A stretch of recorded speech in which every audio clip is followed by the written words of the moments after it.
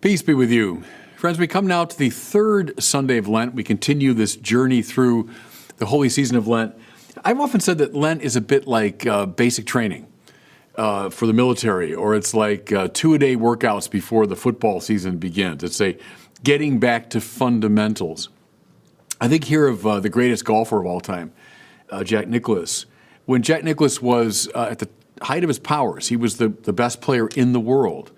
He would go during the off-season to his teacher, the man that taught him when he was just a kid, a guy named Jack Grout. And he would say, Jack, treat me as though I'm a beginner. He was the greatest golfer in the world, but he wanted his teacher to treat him like a beginner so that he'd go back again to the fundamentals. Well, I think of all this because our first reading for today is the Ten Commandments. And we all know, roughly, the Ten Commandments. How many of us could recite them? How thoroughly have we internalized the Ten Commandments? I think they function in a way as the fundamentals of the moral and spiritual life.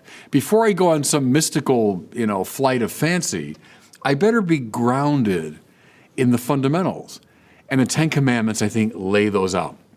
Now, there's no way in this brief sermon I can give a thorough treatment of the Ten Commandments. One of the best places, though, by the way, to look for that is the Catechism of the Catholic Church. Go look that up, and they have a very good, thorough treatment of each of the Ten Commandments.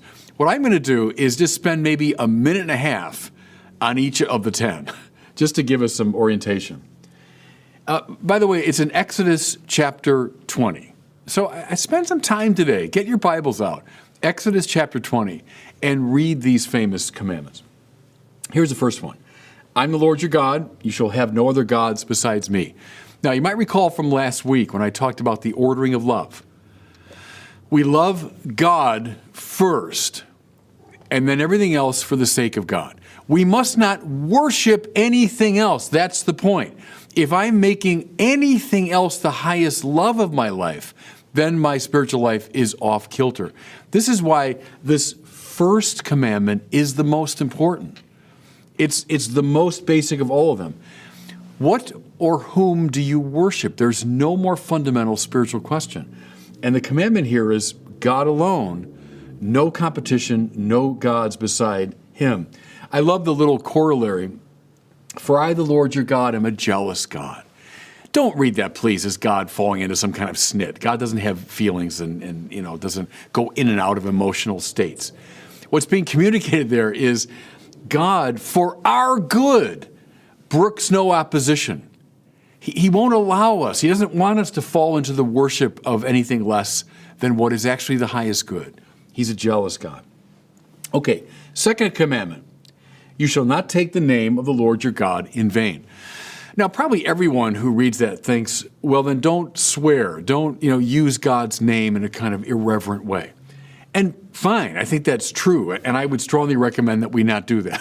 But within the ancient context, it probably had this sense of not using God's name in a sort of incantatory way or as a sort of spell. The point being, we are not in a position ever to manipulate God. Don't think that God is there to kind of take care of our little needs and hang-ups. No, it works the other way. We exist for God. We owe our lives to God. Our lives aren't about us. They're about God and what God wants to do for us and through us. So don't use the name of the Lord your God in vain is a way of saying, don't think you're ever in a position to manipulate God. No, you become God's servant. Third commandment, derived from the first two, of course. Remember to keep holy the Sabbath day. It's one thing, everyone, to say, oh yeah, God, center of my life. Oh yeah, God's the highest love of my life. Absolutely. Yeah, show it.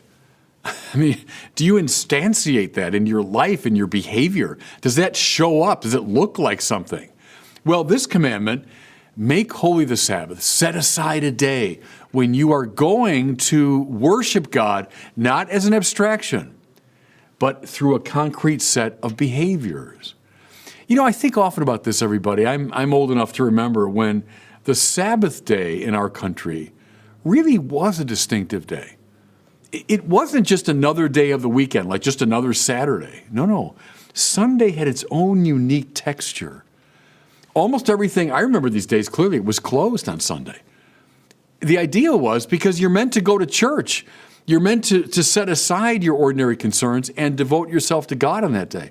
The very fact that that's faded away, that this commandment is not being honored. The very fact, when I was a kid, 97% of our country claimed belief in God or some affiliation with religion. Now, as high as 26% of our country says, I have no religion. Not honoring this commandment is a very serious business because it means we're not instantiating, concretizing our commitment to God. Okay, those first three commandments belong on what they call the first table of the law. Think of Moses coming down the mountain with the 2 tablets, right? On the first tablet, you've got the 3 commandments dealing with God. And appropriately, they come first. They're the most important. Then on the second tablet, the remaining 7 commandments have to do with our relations with each other. Okay, so the first of the second tablet, the 4th commandment, honor your father and your mother. Now, does it have to do with these very particular people that gave rise to us? Yeah, we are indeed meant to honor our father and mother, those who gave us life. Yes, we owe them, in a sense, everything. And so this great loyalty and devotion to our parents, yes, that's a basic command. But the church has always taken this in a somewhat broader sense, too. The honor that we owe to any authority figure in our life. Think of the honor that a student owes to a teacher, the honor that a player owes to a coach, the honor that a citizen owes to a judge or a political leader. And then even more broadly, the honor that we all owe to the great traditions that gave rise to us. See, what would happen if suddenly all this honoring of authority and tradition evanesced? Our society would collapse. May I suggest, in our society where my rights and my prerogatives and I decide what's true and don't tell me what to do, that's moving into rather dangerous waters.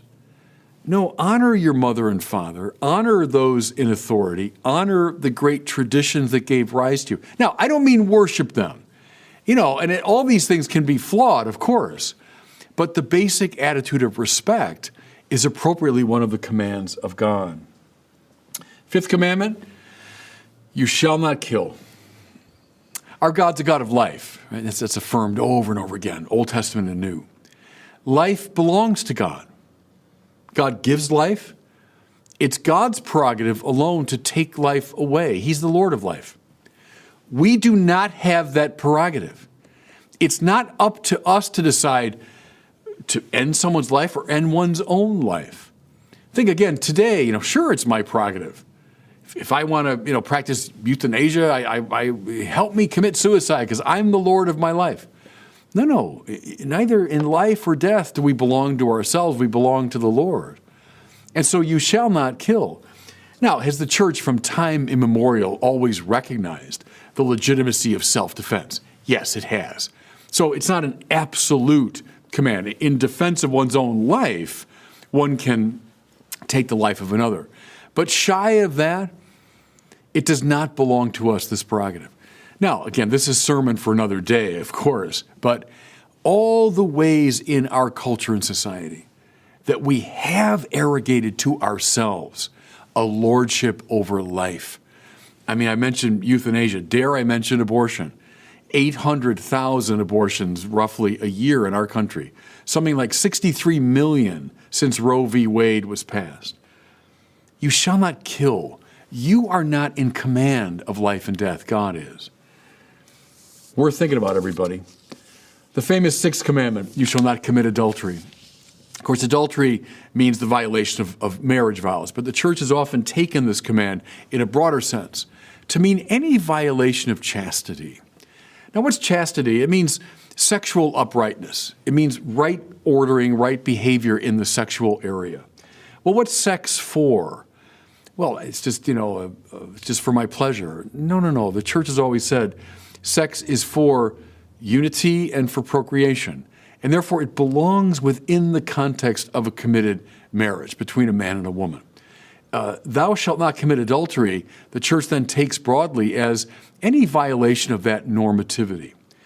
Again, do we tend to think, oh no, sex belongs to us. It's up to us to define it.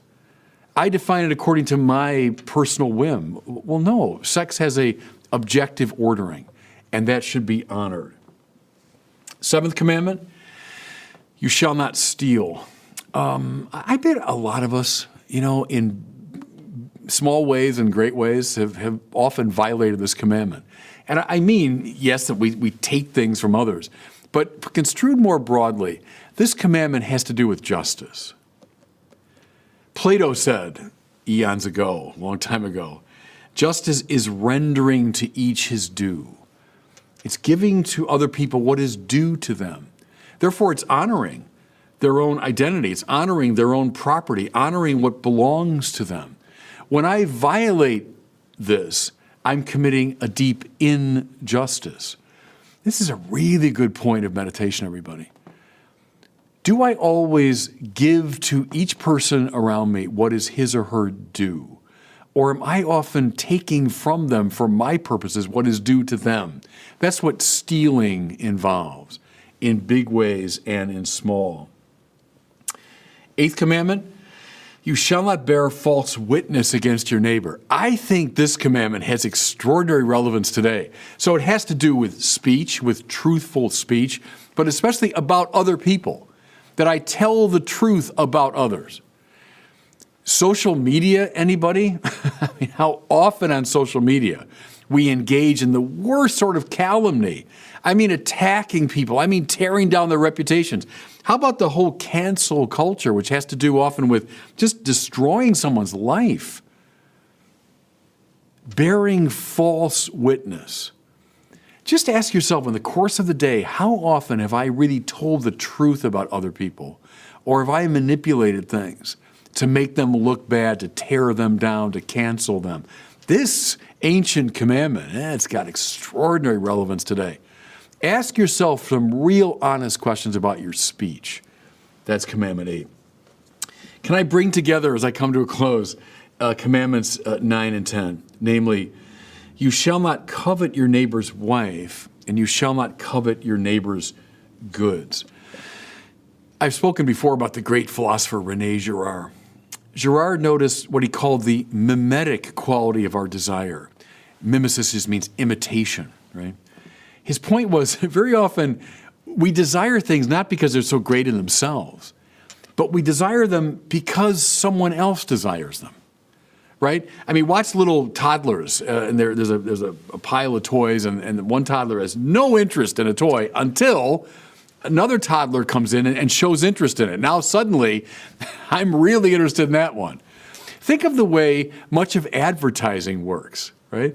Here's it's a pair of shoes. And maybe I'm not at all interested until I find out that some famous person likes those shoes. Well, then I start wanting them too. This is the mimetic or imitative quality of desire. Now, Girard's point is this. A lot of our conflict comes from this fact. Because if I desire something because you want it, you desire something because I want it, soon we will come into conflict with each other. The thing that we're both desiring might be even not that interesting, but we come into conflict because of the mimetic quality of our desire. Well, now look again at this language. Don't covet your neighbor's wife. Don't covet your neighbor's goods. I mean, yes, you want a wife for yourself? Great. You want goods for yourself? Great. But stop desiring these things that other people have. Stop desiring what other people are desiring. That's what leads to so much of our conflict. Nothing wrong with desiring things, but stay out of these mimetic forms of desire that lead to conflict. Okay, I did it. I was pretty close, about a minute and a half for each commandment. Let me close with this. Can I recommend, so as to make this stuff really concrete, don't just take in these words, but rather write down on a piece of paper the 10 Commandments, and then use it as an examination of conscience to prepare yourself for your Lenten confession. One of the best things we can do during Lent, everybody, is to go to confession. One of the best ways to prepare is to walk carefully through these 10 commandments and see, how am I doing? And God bless you. Thanks so much for watching. If you enjoyed this video, I invite you to share it and to subscribe to my YouTube channel.